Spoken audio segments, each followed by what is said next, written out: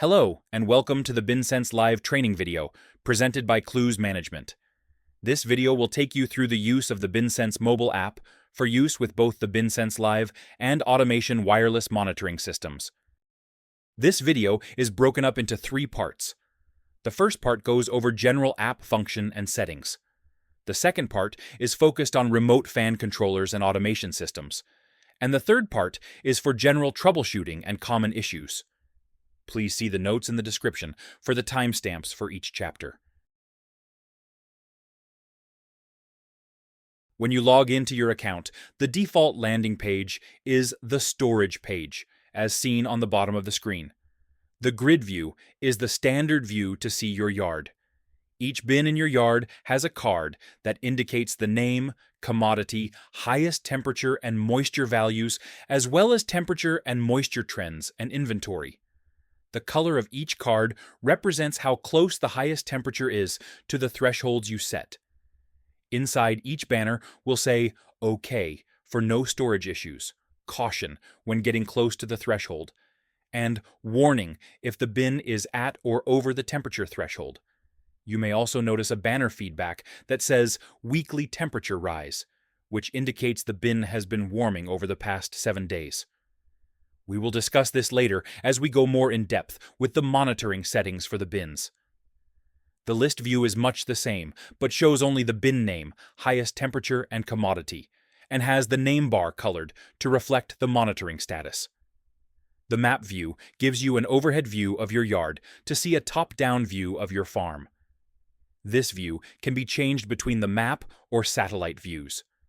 The bin circles will be colored based on the monitoring status, and the circles will be filled in to correspond with how full the bin is. From the map view, you can click on the bin to get a pop-up of the status of the bin.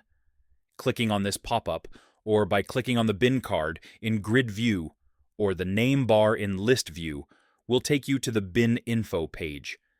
This is where you can see more in-depth information for the bin. This lock icon on the right side of the bin is used to temporarily lock the bin sensor coverage when running fans. The BinSense system will determine grain level automatically by comparing sensor performance to ambient temperature. If a sensor is fluctuating throughout the day, the system will determine this sensor is exposed and not monitor it. When running an aeration fan, it can cause temperature fluctuations throughout the bin similar to an exposed sensor and show the bin as being empty. This temporary lock feature is used to maintain sensor coverage feedback when running a fan so you can better determine when to turn the fans off and see the grain temperatures. If you click on a sensor icon inside the bin, you will be able to see the performance of that individual sensor. This graph defaults to a 1-week view, but you can select 1 day, 1 month, or a custom date range. You can select between temperature as well as moisture readings for bins that have moisture cables installed. As we scroll down the page, you will see the commodity type for the bin, inventory tracking, and the ability to record moisture values. Setting your commodity correctly is important to get accurate inventory feedback, as well as ensuring reliable moisture readings for bins that have moisture cables installed. You can click on this inventory tab and input a manual inventory volume if you would like to have more precise control over the inventory in your yard. The BinSense system will determine grain volume based on the number of sensors covered compared to the total volume of the bin. But due to the position of the sensors every 4 feet in the cable, it may have some level of inaccuracy. For bins that do not have moisture cables installed, you have the ability to input a manual moisture value. This will make no changes to the monitoring function of the system and is used for tracking and inventory management purposes only. At the bottom of the page is a graph, similar to the one that we saw populate when selecting the individual sensor above. This graph shows a systemic view of the highest temperature and moisture values across the entire bin. Similarly, it also has a 1 day, 1 week, 1 month, and custom date ranges. Along the top, we can select the Settings tab. Here, we can fine-tune the monitoring and alerts settings. Starting at the top, you can change the bin name and commodity. Next is the high and low threshold settings. Our recommendation is that during harvest, all bins should be set to 30 degrees Celsius for a high temperature threshold. This will help you focus your attention to bins that are the hottest and need to be cooled down first. After harvest has slowed down, we recommend bringing this high threshold down to 20 or even 15 degrees. For long-term safe storage, it is the recommendation of the Canadian Grain Commission that grain be stored at 10 degrees or lower to reduce the risk of spoilage and bugs. The low threshold setting can be left blank for the vast majority of customers. It will send alerts if a temperature goes below a set value. The option to receive high-low threshold alerts should always be turned on. The weekly rise section is key for getting an early warning alert for warming grain. Even though the grain has not reached your threshold, it may be trending upwards and warming. The weekly rise alert will send you an alert if any one of your sensors has increased by a set amount in the past 7 days. Our recommendation is to set this value to 2 degrees Celsius. The Send Alerts Below Freezing option is useful for individuals who will freeze their grain below 0 degrees Celsius. If this setting is set to Off, then any increase in temperature that is still below the freezing mark will not send alerts. The auto level settings is very useful for determining which sensors are covered by grain and need to be monitored and send alerts. In the majority of cases, this should be set to On. The sensitivity setting can be used to fine-tune how quickly the sensor status will change based on comparative ambient temperature. In the high sensitivity option, sensors will change their status very quickly and show the grain level soon after filling. However, the accuracy may not be very high. Normal is the default setting, and for most users, leaving it on this setting is just fine. The low sensitivity setting will take the longest amount of time, possibly over 24 hours, to confidently determine grain level, but it is the most accurate. For long-term storage, this option is acceptable. For users that have moisture cables installed in their bins, they may notice that the moisture values reported by the BinSense system are not accurate to the elevator or benchtop tests. This is due to the difference in how moisture values are measured and tested in a benchtop unit versus cables. Cables are a great option for using in a bin that you are drying grain, but have some degree of error. This degree of error is usually within 1 point of benchtop tests. In this case, the moisture offset function can be used to adjust the moisture value by plus or minus 4 points, if you wish to fine-tune the numbers. The last tab on this page is the Notes tab. This section can be used to save notes regarding any information to that specific bin. The purpose of this is to create a cloud-based note system that can be viewed with others in your operation.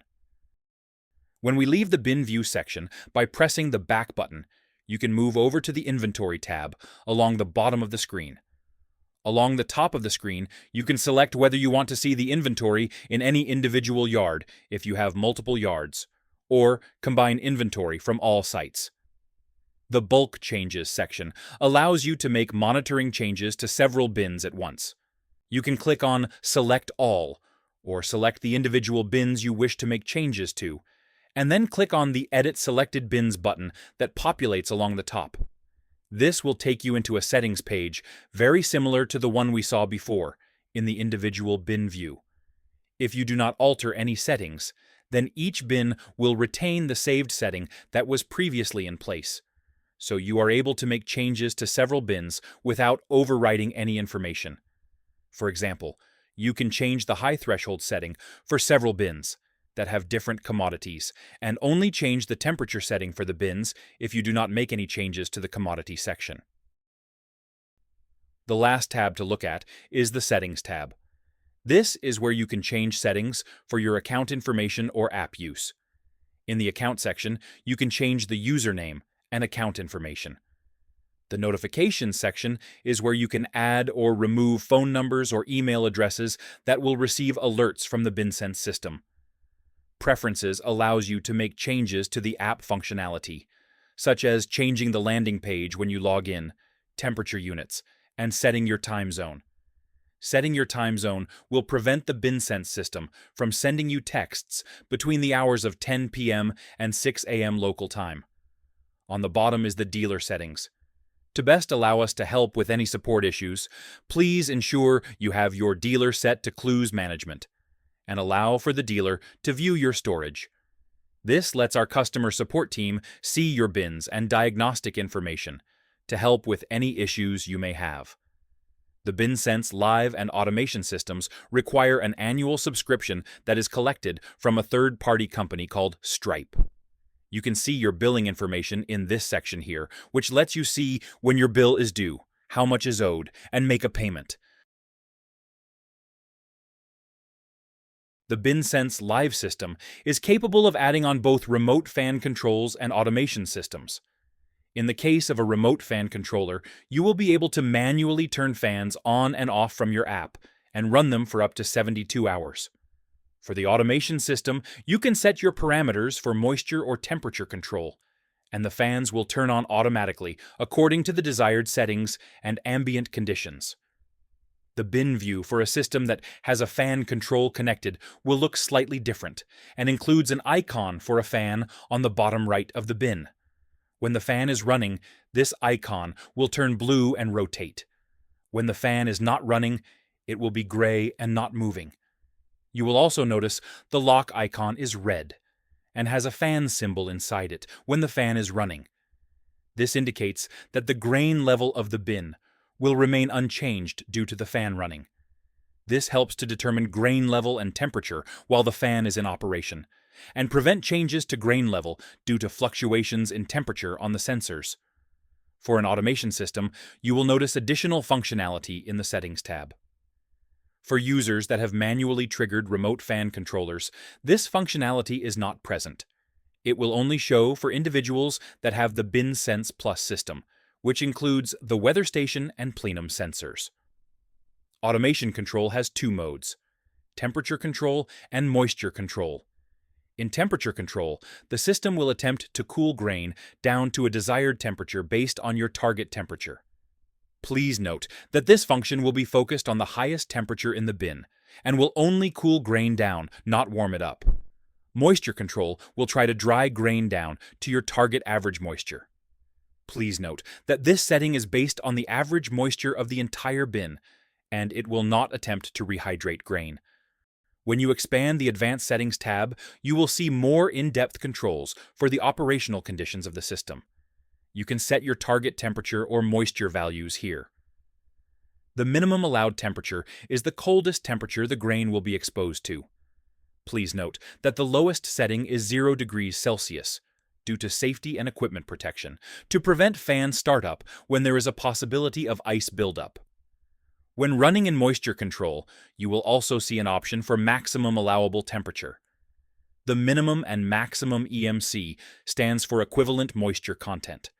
That means that if the humidity and temperature mix of the ambient conditions were used to condition the grain, then that is the moisture content the grain would condition to. In the case of temperature control, if your focus is only for cooling grain down, then you can adjust this setting to be between 5 and 100% to ensure maximum fan running range. If you want to prevent over-drying of the grain, you can adjust the minimum value. Adjusting the maximum value will help to create more efficient drying conditions, but can reduce the actual runtime for the fan. The plenum rise temperature is a differential calculation that accounts for an increase in temperature as air is compressed by the fan and moves through the plenum. This can result in the air blowing through the grain being warmer than ambient. The plenum rise setting can be thought of as a way of ensuring most efficient fan run conditions. If you set your plenum rise value low, then the fan will run more often, but there may be slightly warmer air blowing through the grain than expected. If you adjust your plenum rise higher, then it ensures the air must be significantly cooler to run. We recommend keeping this value between 2 and 5 degrees Celsius. Below the Advanced Settings section is the fan running range plot graph. The blue shaded area represents acceptable fan run conditions, with the black star indicating current ambient conditions. If you notice your fan is not running when you would expect, please check the current conditions and the relation to your settings. The top level of the blue shading represents current highest grain temperature in temperature control, or the maximum allowed temperature in moisture control. The bottom level represents minimum allowable temperature. The left and right borders of the blue shading reflects the minimum and maximum EMC values. For both remote fan controls and automation systems, you will see an additional option in the Auto Level section, titled Ignore Fan Controllers. If this setting is turned to off, then the Auto Level system will automatically lock the grain level when the fan is running, based on feedback between the fan and remote, as we had seen on the bin view page. This will ensure no change in grain level to help see the temperature of your grain and when the heat has been blown out. We recommend leaving this set to off. Along the top is also a tab titled Fans. This allows for the manual operation of the fans from the app. In the case of a BinSense live system that has remote fan controllers added, you can trigger the fans to turn on and run for a set time, up to 72 hours. Please note that the live system calls in every 68 minutes, so it can take up to 2 hours for the fan itself to be triggered to run, and up to 3 hours for the feedback to come to the app to show fan run status. The BinSense Plus automation system calls in every 5 minutes, so the triggering and feedback occurs sooner. There is also an explainer on the bottom of the page explaining the current fan status feedback. This last section will go over troubleshooting the most common issues that customers experience. If you are having difficulties logging in to the BinSense system and receive a red feedback indicating an incorrect username or password, you can click on the Forgot My Username and Forgot My Password buttons just below. This will send an automated email to the address on file to reset your username and password. Clues Management does not have access to customer login credentials, and any login issues will need to be addressed through this process. Please be sure to check your junk or spam folders if you do not notice the email in your inbox. The BinSense system will send alerts based on your settings. A common confusion regarding these alerts is the rise in temp alert. This alert is based on any one individual sensor in the bin having increased in temperature by a set amount in the past 7-day period. During harvest, as you fill bins, these alerts may occur often.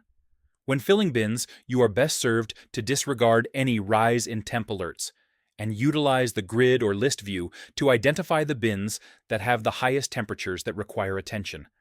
The weekly rise alerts are primarily designed for long-term storage and to identify warming events before they become more serious.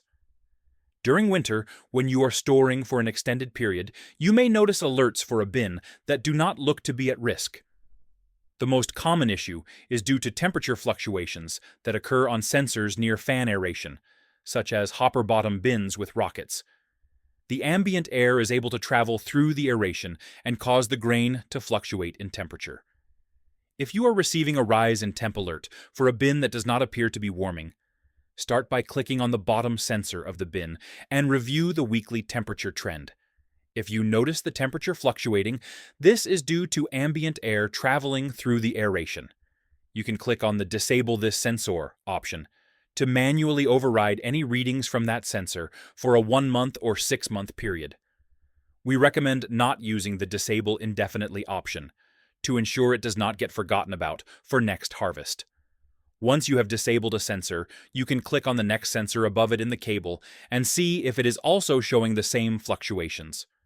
If so, continue this process until you have reached a sensor that is showing a relatively stable temperature trend and not affected by the ambient temperature. Now that those sensors have been disabled, the weekly rise warning will clear from the banner and no longer alert you. If you notice a bin has a red border and yellow banner indicating no cables, this indicates no cables are being reported. You can also see the online indicator in the top right of the bin card on the grid view. This means the remote is online and reporting to the master unit. However, there are no cables detected. This can be due to an unplugged cable, a failed sensor or wiring issue. please call our customer support team who can guide you through how to diagnose this on the bin and help identify the issue.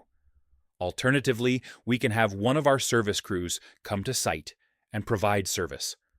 A remote that has a red border and yellow banner indicating lost means the remote is no longer calling into the master unit. The first step to address this is to change the batteries in the remote and send a command for the master unit to connect with the remote again. It is extremely important that you only use Energizer brand lithium batteries, either industrial lithium or ultimate lithium.